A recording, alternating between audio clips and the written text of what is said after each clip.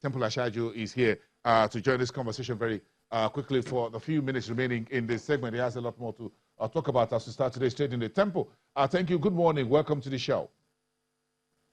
Good morning, Wilson. Yeah, great. We'll talk about the equities market, and I just want you to wrap this up in a way. If the equities market is a bit of a mirror of the rest of the marketplace on Tuesday. Take it up from here. Sure, Bosun. I mean, we're seeing a whole lot of earnings coming into the market in recent time. One of the key ones for us here, we noticed, is the tier one names that came as number one from First Bank. That's FBN Holdings, the listed holding company of First Bank here in the stock market. Of course, it met the expectations of investors, the fact that they had promised to find a way to reduce their non-performing loans, which was down now all the way from 25.9% to 14.5%. That's what we saw yesterday. That's kind of renewed some kind of interest from investors to an extent, even though we know that the top line was not too good. It was just marginally up some 0.03%. Yesterday. That's what the numbers of First Bank looks like. But I mean, it renewed some kind of hopes in that bank on the part of traders here and, of course, investors, the fact that they've been able to keep to that side of the bargain, leveraging some kind of strategies that they had put together to kind of write off some loans, because, again, part of the key strategies that helped them to record the kind of gain that they recorded yesterday for H1 2019 was that they wrote off the $500 million loans that was given out to Atlantic Energy. They also find a way to grow their loan book within the period. They were also able to make some recoveries, and that was how they were able to record that 14.5% level of NPL ratio, which they actually think will actually go further. They will reduce it further because they look to have a single-digit NPL ratio. They've been able to grow loan book by some 3% plots, and of course that's a plus to FBN Holdings, First Bank directly. A host of other companies released their numbers. Seplat's number came in yesterday. Investors' reaction to it, we'll start seeing that today. Seplat, given some 20.5 billion naira they were able to get from their gas stream, which is a new stream for their business, was able to contribute massively to the 104 billion naira that they saw in top line. And of course, that's a plus for Seplat again. Recall that they have the ANO project, which they look to pump out the first gas from that project by the Q1 2021. So that's something that a lot of investors are also really watching. We got a number from Forte Oil, which was positive all through in terms of the metrics from top line to bottom line was really positive. They grew their earnings per share as well, so you got some good reactions from investors. Next, yesterday we saw the numbers of mutual benefits, which also informed the reason why mutual benefits did the topmost gain yesterday by some 10% in the market. Its revenue for H1 was positive, posting some 120% year-on-year increase in revenue. That's the reason why we saw some positive reaction to the sector. And if you look at the insurance sector in the market, it's still the best performing in spite of a 9% plus decline year to date. It's still the best performing in terms of the indices of all the major sectors that you have in the stock market, Bosun. Yes, Tempo, I'm trying to take some notes and check in with what you're saying. Of course, yesterday the insurance sector was slightly up. Of course, I'm sure that came from mutual benefits assurance. Then you have the oil and gas, how we're trading this earnings is very important. This was how investors today, they finished off. They slashed Owando PLC despite those numbers or saying, look, we increased our production of crude oil within the same period. We have a good outlook. We're down on borrowings. But yesterday, investors still threw about 1% plus out of Owando PLC. Seplat, we haven't seen much market reaction to the numbers. No, we haven't. Yes, we haven't seen much reaction to Seplat, but we do hope that that will come in today. It's declined to some 490 naira, all the way from 550 naira from the greater part of last week and 2 weeks ago, that where it was trending at. But for O&O, I guess investors are still waiting to see the outcome of that, tussle between they and the regulators in the market. The fact that they have a litigation around that, the fact that corporate governance is still got some question marks around mentioned it, the fact that they still have some debt that they're trying to deleverage. They got the upstream debt level, which they had reduced now by some 75% since 2014, and of course, all the way from $802 million. They've reduced it by 72 to 75%. If you look at the group also had some debt structure that they are also still trying to reduce. If you look at the numbers, the H1 in 2019 and of course Q2 2019, they've been able to make some achievements there. So all of these structural adjustments, or if you like to put it that way, are still playing out. Investors will just keep fingers crossed. It's only the speculative investors who have got the mind or confidence enough to put their money on that, which is why you saw O&O trading at about 4 naira plus for the greater part of last week, and then in anticipation of the Q2 and H1 2019 numbers coming in this week, which eventually came in, they quickly sold down. So it's speculative investors that are playing in this on this kind of counter, and of course, it's no child's play for some folks that cannot actually withstand such a high-stake game, Bosun. Yes, before we wrap it, Temple, about 2 minutes. This is Champion Breweries coming through. This is one brewer that is much less, the size, far less than the size of Nigerian breweries. And Guinness reporting a very jumbo numbers. These numbers are just getting me eye-peeled. Champion Breweries based in Uyo in Akwa Ibom State. Down there, that's where it registered. So in that far corner, south end, this is Champion Breweries reporting a massive growth numbers in the first 6 months of this year. This is giving credence to the story, Temple, that these regional brewers, like international brewers in Elisha, in Osun State, they are now taking the market. They're pushing the big boys they're locking the big boys into Lagos axis and taking their own destiny, taking their lunch from them. This is big story. Investors should be watching out for this company that oftentimes we don't talk about. Champion Breweries. Talk about it. Sure. Yeah. Yes, Bosun. I mean, you see, the brewers sector, I think, for me, is really going through some kind of price correction. Because, again, we've seen so much of players in that sector in recent time. That has now broken all of the monopoly that we used to have in that sector. You have new brands of beers in the market right now. Are people still drinking beer or not? They are drinking beer. A lot of Nigerians are still drinking beer. If you go around the Ikeja, there's a new bar, very big bar. I understand it's owned by some 4 key investors on the right-hand side there. So it tells, and if you go there daytime, evening, you see a lot of Nigerians still drinking beer. But the point is they're trying to adjust their taste. They're trying to find which should I do. A lot of investors, a lot of drinkers or beer consumers right now are basically just trying their taste board on different different beers in the market. And that is why you see the prices and the numbers of a lot of other companies, apart from Champions, are really, really negative. Nigerian Breweries is out now. All of the metrics seem to be down. They're really, really negative.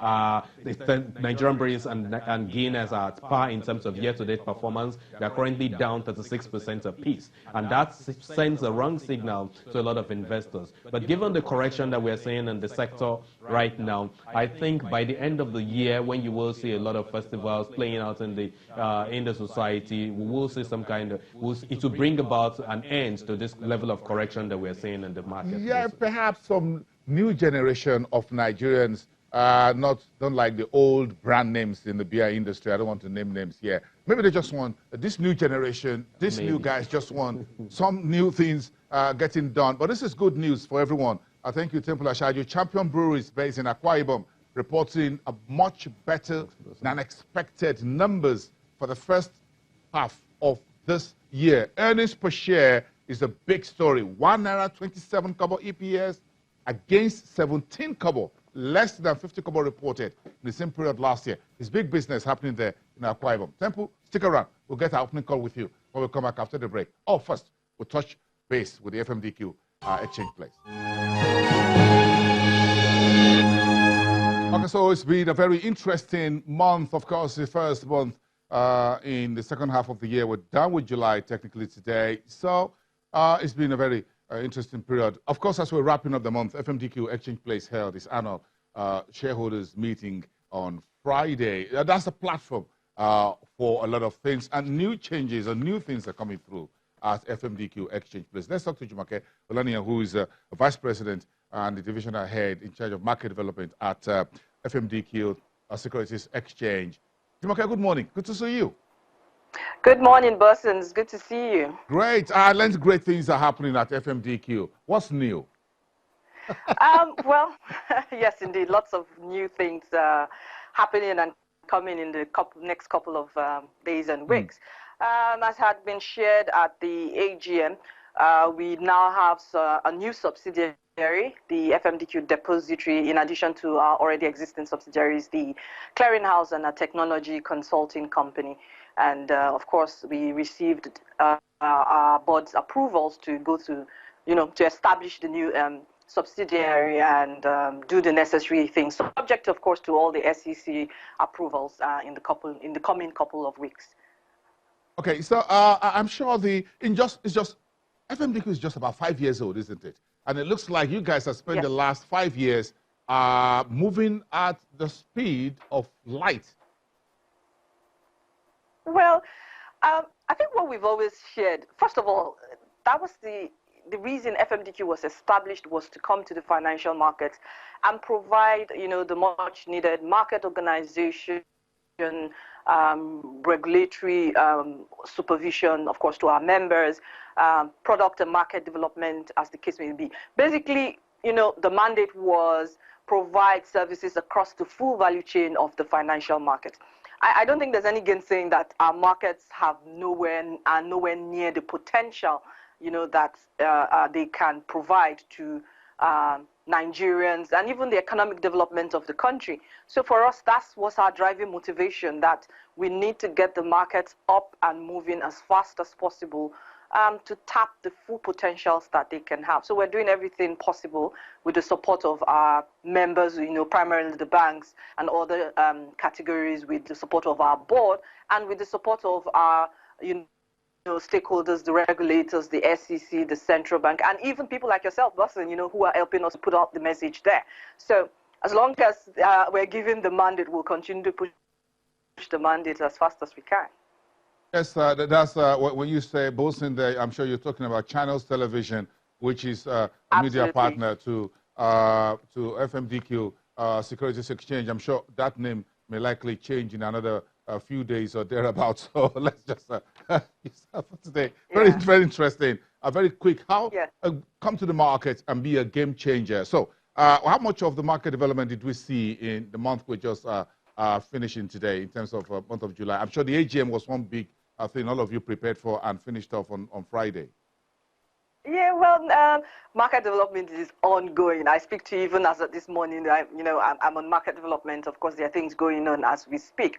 Let me just give a bit of what's going on in the market. Obviously, there's a primary market auction today, about 224 billion worth of securities to be offered. Dealers are telling us that they expect there will be a lot of pressure at the auction today because the system has been quite liquid. You had almost 300 billion worth of FAC liquidity came in yesterday. So the system is quite awash with liquidity. If you look at the money market rates have trended downwards significantly to about 4.5 to 5%. So we expect that, in dealers scrambling to look for where to use and, maximize excess cash, there's going to be a lot of pressure at the auction, and we expect that the yields at the auction will trend downwards as well. The bond market has been quiet, not much activity going on there. With regards to FX markets, slight dip in liquidity. There hasn't been much or more auctions going on in the market, so we hadn't seen quite a lot of activities in the market. But on the general, markets are up and trading and all is going on fine in the markets generally. Thank you so much. I'm sure it's a very busy time for you guys getting ready for some of those big announcements you try to couch a little bit. Thank you so much, Jumoke Olaniyan. I'm sure from Monday we'll hear more from FMDQ Securities Exchange. Thank you so much, Jumoke Olaniyan, Vice President, Divisional Head, Market Development down there. And okay, this is not looking really good for the listed agro-allied companies listed on the Nigerian Stock Exchange. 2 days ago, Okumu Oil came in with a very bitter numbers Okomo Oil reported a negative 57.4% in profit after tax for the first 6 months of this year, from 5 billion naira, nearly 6 billion in the first 6 months of last year, reported 2.5 billion naira for the first 6 months of this year.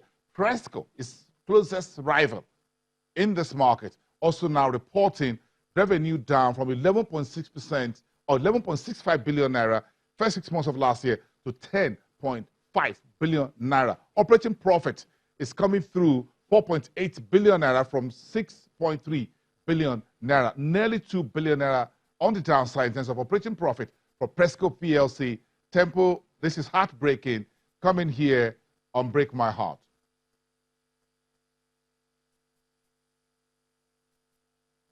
Well, Bosun, we know that these companies in the agri sector, agro-allied subsector of the exchange here really have their peculiar issues. So Okomo Oil really has its challenges that it's been battling with. We understand in the Okomo village where they operate, there are some kind of issues that they're grappling with in terms of attacks from some locals in that area. And I think that is something that is also telling on the performance of the company. Of course, you know that there's a whole lot of investment that has gone into the agri space in Nigeria in recent times.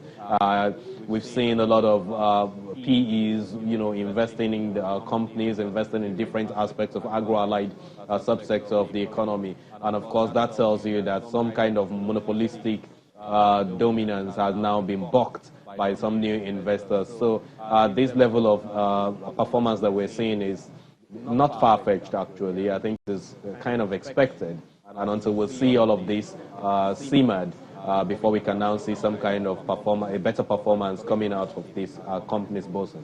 So most likely these major oil palm producers, the two big boys, Okomo and Presco, a few issues you mentioned, security issues, or one or two of them on the farm. But again, do you think this industry is changing, like perhaps that we're seeing in the breweries industry, in which the big boys, Nigerian breweries and Guinness, getting part of their market share being taken away by new, like you said, new investors, new operators, perhaps some of them not even necessarily listed on the exchange?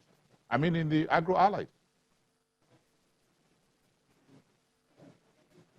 Oh, yes. It's the same thing that is playing out there. Of course, a lot of them are not listed in the stock exchange, but, you know, there's been so much effort to get some companies, you know, listed here in the stock exchange as well. The fact that there's an alternative securities market here in the Nigerian Stock Exchange, which offers opportunities for capital raising for some of these companies that are not listed, that are also playing out in the market. That's an effort on one hand. On the other hand, we have the FMDQ O2C. Last week, Friday, at the AGM, talked about coming up with equities as well, an equities market, and to see how they can also participate in that and come up with a different strategy or approach from that of the stock exchange here to be able to now galvanize some of these companies that have gotten money, gotten investments in the agri space to now come listed as well in the FMDQ. So it's a space to watch and to see how things will pan out eventually. Yeah, let's see how things pan out. Thank you so much, Tempo. We appreciate you